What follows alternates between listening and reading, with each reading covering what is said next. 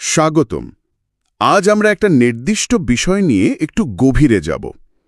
এটা হলো সূরা বাকারার ১২০ নম্বর আয়াত। আর আমাদের হাতে একটা উৎস আছে যা এর একটা পর্যালোচনা করেছে। শিরোনামটা হলো সূরা বাকারা ১২০, গভীর ব্যাখ্যা ও শিক্ষা। এই সোর্সটায় মানে উৎসটাতে আয়াতের মূল আরবি টেক্সট আছে, একটা বাংলা অনুবাদও আছে, আর সবচেয়ে গুরুত্বপূর্ণ হলো তাফসিরের ভিত্তিতে এর ব্যাখ্যা আর শিক্ষা নিয়ে কথা বলা হয়েছে। তো আমাদের আজকের লক্ষ্য হলো এই উৎসটা ঠিক কী বলছে, মূল বার্তাটা কি, প্রেক্ষাপটটা কেমন, আর কি শিক্ষা পাওয়া যায়, এই সব খুঁটিয়ে দেখা। চলুন তাহলে দেরি না করে শুরু করা যাক সূরা বাকারার ১২০ নম্বর আয়াত নিয়ে এই উৎসের বিশ্লেষণটা একটু দেখি। বিষয়টা আসলেই ইন্টারেস্টিং। উৎসের বিবরণে যা বলা হচ্ছে তাতে মনে হচ্ছে এটা শুধু শাব্দিক অনুবাদের ব্যাপার না, বরং এর ভেতরের যে অর্থ, মানে অন্তর্নিহিত তাৎপর্য আর বাস্তব জীবনে এটা কিভাবে কাজে লাগানো যায় সেদিকেই বেশি জোর দেওয়া হয়েছে। বেশ গভীর আলোচনার ইঙ্গিত পাচ্ছে কিন্তু। একদম, আমিও সেটাই খেয়াল করলাম। মানে দেখুন, প্রথমে মূল আরবিটা রাখা হয়েছে সম্ভবত আয়াতের যে ভাব, যে ওজন, সেটা ধরে রাখার জন্য। তারপর বাংলা অনুবাদ, যাতে আমরা যারা বাংলাভাষী তারা সহজে মানেটা বুঝতে পারি। কিন্তু আসল ব্যাপারটা মনে হচ্ছে এর পরের অংশে, ওই যে তাফসির ভিত্তিক ব্যাখ্যার শিক্ষা। উৎসটা ঠিক কী ধরনের ব্যাখ্যা দিচ্ছে এই আয়াত নিয়ে? উৎসটার কথা অনুযায়ী সূরা বাকারার এই ১২০ নম্বর আয়াতের মূল কথাটা হলো যে ইহুদি এবং খ্রিস্টানরা তারা আপনার উপর কখনো পুরোপুরি সন্তুষ্ট হবে না। মানে যতক্ষণ না আপনি তাদের যে ধর্মাদর্শ, তাদের যে পথ, সেটা অনুসরণ করছেন। আর এরপরই বলা হচ্ছে যে বলুন আল্লাহর দেখানো পথটাই একমাত্র সঠিক পথ। আর একটা সতর্কবার্তাও আছে যে জ্ঞান আসার পরেও যদি আপনি তাদের ইচ্ছার পেছনে ছোটেন, তাহলে আল্লাহর তরফ থেকে কোনো সাহায্যকারী বা অভিভাবক পাওয়া যাবে না। উৎসটা এই কথাগুলোর বেশ গভীরে গেছে। বেশ স্ট্রং স্টেটমেন্ট তো। আচ্ছা, উৎস কি? এই আয়াতের কোনো ঐতিহাসিক প্রেক্ষাপট বা শানি নজুল, মানে এটা কখন কেন নাজিল হয়েছিল সে ব্যাপারে কিছু বলেছে? ওটা জানলে হয়তো আয়াতটা বুঝতে আর একটু সুবিধা হতো। হ্যাঁ, অবশ্যই বলেছে। উৎসটিতে এর প্রেক্ষাপট নিয়ে বেশ স্পষ্ট করেই বলা আছে। উল্লেখ করা হয়েছে যে আয়াতটা মদিনায় নাজিল হয়েছিল। তখন নবী মোহাম্মদ সাল্লাল্লাহু আলাইহি সাল্লাম এবং মুসলিমরা তারা ইহুদি আর খ্রিস্টান সম্প্রদায়ের সাথেই থাকতেন। উৎস বলছে অনেক চেষ্টা করা সত্ত্বেও তাদের মধ্যে কেউ কেউ ইসলামের প্রতি ঠিক বন্ধুভাবাপন্ন ছিলেন না, বরং বিদ্বেষ রাখতেন। আর তারা চাইতেন মুসলমানরা তাদের পুরনো বিশ্বাসে ফিরে যাক বা তাদের মতো করে চলুক। কিছু বর্ণনায় এমনও পাওয়া যায় তারা চাইছিলেন নবী যেন প্রার্থনার সময় তাদের কিবলার দিকে ফেরেন। তো এই রকম একটা পরিস্থিতিতে আয়াতটা নাজিল হয় নবী আর মুসলিম কমিউনিটিকে একটা ক্লিয়ার গাইডলাইন দেওয়ার জন্য। ওহো, আচ্ছা। তার মানে এটা হুট করে বলা কোনো সাধারণ কথা নয়, বরং তখনকার যে সামাজিক ধর্মীয় অবস্থা, যে টানাপোড়েন চলছিল, তারই একটা উত্তর বা দিক নির্দেশনা। আচ্ছা, উৎস কি আয়াতের কোনো নির্দিষ্ট শব্দ বা ভাষার ব্যবহার নিয়ে কিছু বলেছে? যেমন ধরো তাদের ধর্মাদর্শ বা আরবিতে যে মিল্লা শব্দটা আছে। হ্যাঁ, অবশ্যই। উৎসটিতে মিল্লা শব্দটার তাৎপর্য নিয়ে বেশ ভালো ব্যাখ্যা আছে। সেখানে বলা হয়েছে মিল্লা মানে শুধু রিলিজন বা ধর্ম না, এটা আসলে একটা কমপ্লিট ওয়ে অফ লাইফ, একটা জীবন ব্যবস্থা বা পথ।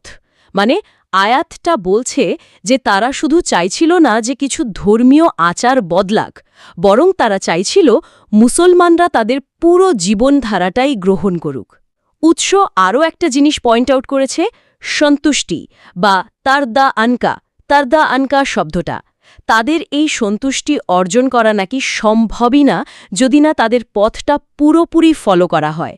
এটা তাদের দিক থেকে একটা বেশ আপোষহীন মনোভাবের দিকেই ইঙ্গিত করে। উৎসটা এভাবেই ব্যাখ্যা করছে।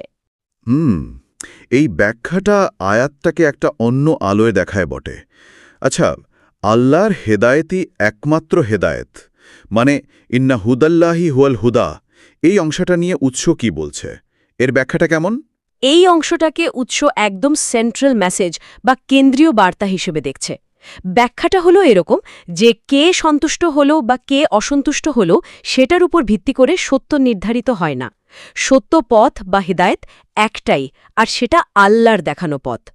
উৎস বলছে এটা একটা ফান্ডামেন্টাল প্রিন্সিপাল, মানে সৃষ্টিকর্তার যে গাইডেন্স সেটাকে অন্য যে কোনো মানুষের তৈরি করা আদর্শ বা মতবাদের উপরে রাখতে হবে। এখানে হুদা বা হেদায়েত শব্দটা শুধু পথ দেখানো নয়, বরং একেবারে সঠিক, নির্ভুল এবং ফাইনাল যে গাইডেন্স সেটাই বোঝাচ্ছে, আর সেটা কেবল আল্লাহর কাছ থেকেই আসতে পারে। আচ্ছা, তাহলে একদিকে অন্যদের অসন্তুষ্টির কথা, আবার অন্যদিকে আল্লাহর হেদায়েতের উপর ফার্মে থাকার নির্দেশ। এই দুটোর মধ্যে যে একটা টেনশন, একটা টানাপোড়েন, সেটা নিয়ে উৎস কিছু বলেছে। বিশেষ করে শেষের অংশটা, যদি আপনি আপনার কাছে জ্ঞান আসার পরও তাদের ইচ্ছার অনুসরণ করেন। হ্যাঁ, উৎস ওই শেষ অংশটাকে একটা বেশ কঠোর সতর্ক বাণী হিসেবেই ব্যাখ্যা করেছে। এখানে জ্ঞান বা আল এলিম বলতে বোঝানো হয়েছে ওহি, মানে আল্লাহর পক্ষ থেকে যে সুস্পষ্ট জ্ঞান এসেছে সেটাকে। উৎস অনুযায়ী আয়াতটা বলছে, সত্যটা জানার পর, বোঝার পর যদি কেউ শুধু অন্যদের খুশি করার জন্য বা কোনো চাপের মুখে পড়ে তাদের ভুল পথটা অনুসরণ করে বসে, তাহলে সে আল্লাহর সাহায্য, তার অভিভাবকত্ব দুটোই হারাবে। এটা আসলে আপোষকামিতার যে বিপদ, সে ব্যাপারে সাবধান করে দিচ্ছে। উৎস আরও ব্যাখ্যা করেছে যে যদিও কথাটা সরাসরি নবীকে বলা হচ্ছে, কিন্তু এই শিক্ষাটা সমস্ত মুসলমানের জন্যই প্রযোজ্য, মানে কোনো অবস্থাতেই আল্লাহর বিধানের ব্যাপারে আপোষ করা যাবে না, যদিও তাতে অন্যরা অসন্তুষ্ট হয়। তার মানে মূল শিক্ষাটা দাঁড়াচ্ছে নিজের আইডেন্টিটি রক্ষা করা আর নীতির প্রশ্নে কোনো কম্প্রোমাইজ না করা, বিশেষ করে যখন আল্লাহর গাইডলাইন একদম ক্লিয়ার।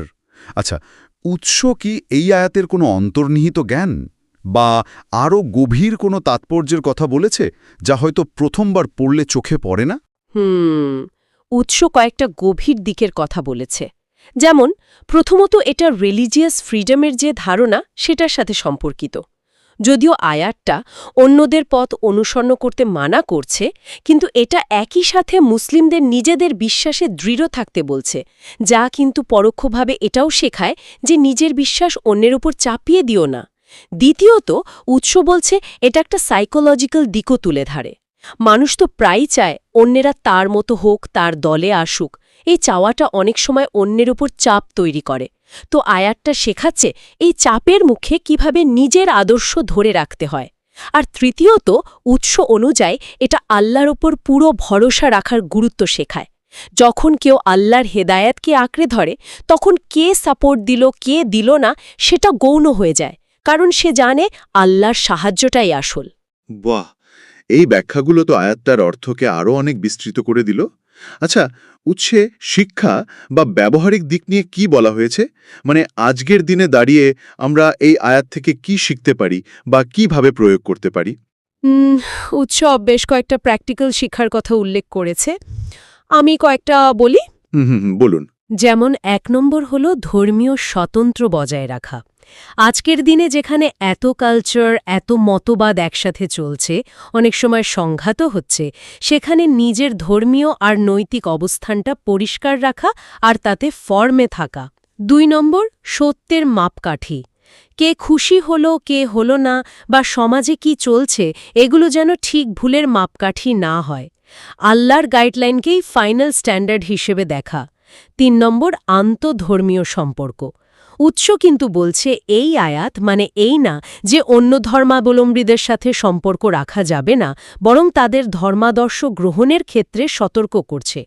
সম্পর্ক রেখেও নিজের নীতিতে অটল থাকা যায়। উৎস এটা জোর দিয়ে বলেছে যে এই আয়াতকে ভুল বুঝে যেন বিদ্বেষ না ছড়ানো হয়। এটা আসলে একটা আত্মরক্ষার নীতি। 4 নম্বর, জ্ঞানের পর আপোষ নয়। যখন কোনো বিষয়ে সঠিক জ্ঞান এসে গেছে, তখন ব্যক্তিগত লাভ বা সামাজিক চাপের মুখে সেখান থেকে সরে আসা ঠিক না। এটা একটা নৈতিক দৃঢ়তার শিক্ষা। আর 5 নম্বর, আল্লাহর উপর নির্ভরতা। জীবনে কঠিন সময়ে বা যখন চারপাশ থেকে চাপ আসে, তখন মানুষের সমর্থনের চেয়ে আল্লাহর সাহায্যের উপর বেশি ভরসা করার অ্যাটিটিউড তৈরি করা। তার মানে উৎস এটাকে শুধু একটা ঐতিহাসিক ঘটনার মধ্যে আটকে না রেখে আজকের দিনের জন্য প্রাসঙ্গিক করে তোলার চেষ্টা করেছে। আচ্ছা, এই যে এতগুলো দিক, ঐতিহাসিক প্রেক্ষাপট, শব্দের বিশ্লেষণ, ভেতরের জ্ঞান, আবার প্রায়োগিক শিক্ষা, এগুলো বুঝতে পারার ক্ষেত্রে উৎসের শুরুতে যে পদ্ধতিটার কথা বলা হলো, মানে মূল আরবি, তারপর অনুবাদ, তারপর তাফসির, এই স্ট্রাকচারটা কিভাবে সাহায্য করল বলে আপনার মনে হয়? ঠিক এইখানেই ওই কাঠামোর আসল গুরুত্বটা। উৎস যেভাবে ধাপে ধাপে এগিয়েছে। দেখুন, প্রথমে মূল আরবি টেক্সট। এটা অর্থের বিশুদ্ধতা, অথেন্টিসিটি নিশ্চিত করে। তারপর সহজ বাংলা অনুবাদ। এটা সাধারণ পাঠকের জন্য একটা এন্ট্রি পয়েন্ট তৈরি করে দেয়। আর সব শেষে হল তাফসীর। এটাই আসলে গভীর ব্যাখ্যা, কনটেক্সট, রিলেটেড অন্যান্য বিষয় আর প্র্যাকটিক্যাল দিকগুলো সামনে নিয়ে আসে। এই স্তরবিন্যাসটা না থাকলে শুধু অনুবাদ পড়লে হয়তো মূল কথাটা বোঝা যেত, কিন্তু এর যে গভীরতা, ঐতিহাসিক গুরুত্ব বা আজকের দিনের প্রাসঙ্গিকতা, সেটা পুরোপুরি ধরাটা কঠিন হতো। তাফসীর অংশটাই মূলত এই গভীর বিশ্লেষণ আর ব্যবহারিক শিক্ষাগুলো আমাদের সামনে এনেছে, যা উৎসটার শিরোনাম গভীর ব্যাখ্যা ও শিক্ষা, সেটার যথার্থতাও প্রমাণ করে। তাহলে আমরা বলতেই পারি যে উৎসটা সূরা বাকারার ১২০ নম্বর আয়াত বোঝার জন্য একটা বেশ কমপ্লিট পদ্ধতি বা অ্যাপ্রোচ ফলো করেছে। এটা শুধু ইনফরমেশন দেয়নি, বরং পাঠককে একটা গভীর উপলব্ধির দিকে নিয়ে যাওয়ার চেষ্টা করেছে। একদম। আর এই পদ্ধতিটা এটাও নিশ্চিত করে যে পাঠক শুধু বিচ্ছিন্নভাবে একটা আয়াতের মানে জানছে না, বরং একটা বৃহত্তর প্রেক্ষাপটে এর তাৎপর্যটা ধরতে পারছে।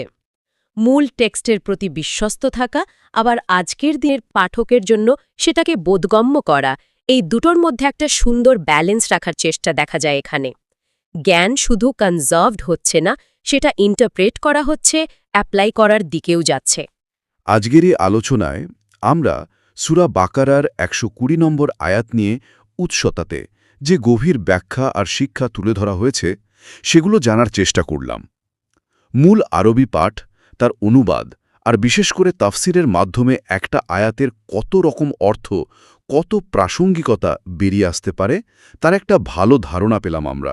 নিঃসন্দেহে উৎসটা যেভাবে আয়াতটার মূল বার্তা, মানে অন্যের সন্তুষ্টির চেয়ে আল্লাহর হেদায়েতের উপর জোর দেওয়া এবং এর পেছনের কারণ, আজকের দিনের শিক্ষা, এগুলো তুলে ধরেছে, তা সত্যিই ভাবার মতো। আর এই যে কাঠামোটা, মূল পাঠ, তারপর অনুবাদ, তারপর গভীর ব্যাখ্যা বা তাফসীর এবং শেষে প্রায়োগিক শিক্ষা, এটা কিন্তু যে কোনো গভীর টেক্সট বা আইডিয়া বোঝার জন্য একটা দারুণ মডেল হতে পারে। এটা জ্ঞানের সঠিক ট্রান্সমিশন আর কম্প্রিহেনশনের মধ্যে ব্যালেন্স রাখার গুরুত্বটাও মনে করিয়ে দেয়।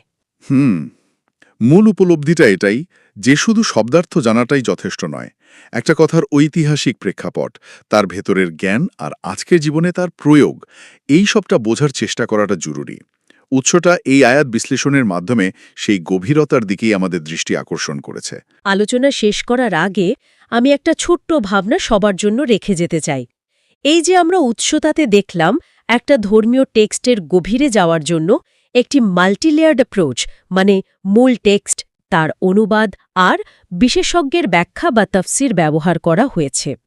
আচ্ছা, এই একই পদ্ধতি যদি আমরা অন্যান্য জটিল জিনিস, ধরুন কোনো আইনি লেখা, কোনো কঠিন দার্শনিক তত্ত্ব, কোনো ঐতিহাসিক ঘটনা বা এমনকি কোনো সায়েন্টিফিক রিসার্চ পেপার বোঝার ক্ষেত্রে ব্যবহার করি, তাহলে আমাদের উপলব্ধিটা কতটা উন্নত হতে পারে? মূল সোর্স, তার একটা সহজ ভার্সন আর তারপর একটা গভীর বিশ্লেষণ, এই ত্রিস্তরীয় পদ্ধতি কি যে কোনো জটিল বিষয়কে আরও পরিষ্কারভাবে বুঝতে আমাদের সাহায্য করতে পারে? এটা নিয়ে ভাবা যেতে পারে।